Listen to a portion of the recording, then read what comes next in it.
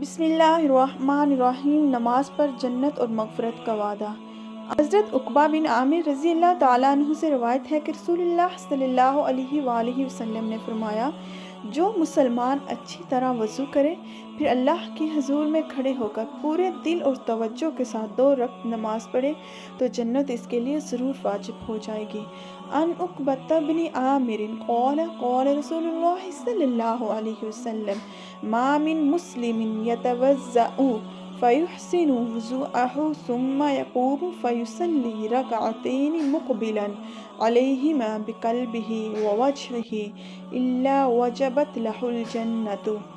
حضرت عقبہ بن عامر رضی اللہ تعالیٰ عنہ سے روایت ہے کہ رسول اللہ صلی اللہ علیہ وآلہ وسلم نے فرمایا، جو مسلمان اچھی طرح وضو کرے پھر اللہ کے حضور میں کھڑے ہو کر پورے دل اور توجہ کے ساتھ 2 رکعت نماز پڑھے تو اللہ تعالیٰ اس کے لیے جنت ضرور واجب کر دیں گے۔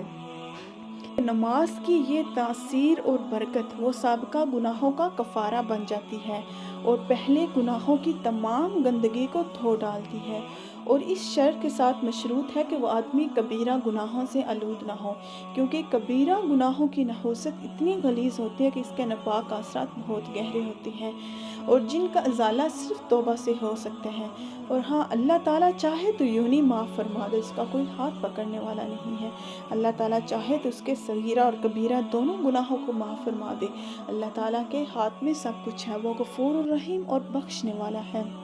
5 نمازیں اللہ تعالیٰ نے فرض کی ہیں جس نے ان کو اچھی طرح وضو کیا اور ٹھیک وقت پر ان کو ادا کیا، رکوع سجود بھی کیے جیسے کرنے چاہیے، تو ایسے شخص کے لیے اللہ تعالیٰ کا پکا وعدہ ہے کہ اس کو بخش دے گا، اور جس نے ایسا نہیں کیا، نماز کے بارے میں کوتاہی کی، تو اس کے لیے اللہ تعالیٰ کا کوئی وعدہ نہیں، اس کو چاہے تو وہ بخش دے، چاہے تو سزا دے، کیونکہ اللہ تعالیٰ ہر چیز پر قادر ہے، جو چاہے وہ کر سکتا ہے۔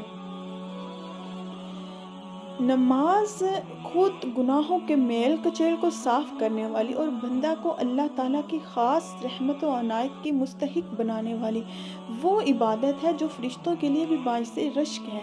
اس عبادت کے لیے فرشتے رشک کرتے ہیں، اس لیے جو بندے نماز کے شرائط و آداب کا پورا اہتمام کرتے ہوئے خشوع کے ساتھ نماز ادا کرنے کے عادی ہوں گے، ان کے مغفرت بالکل یقینی ہے۔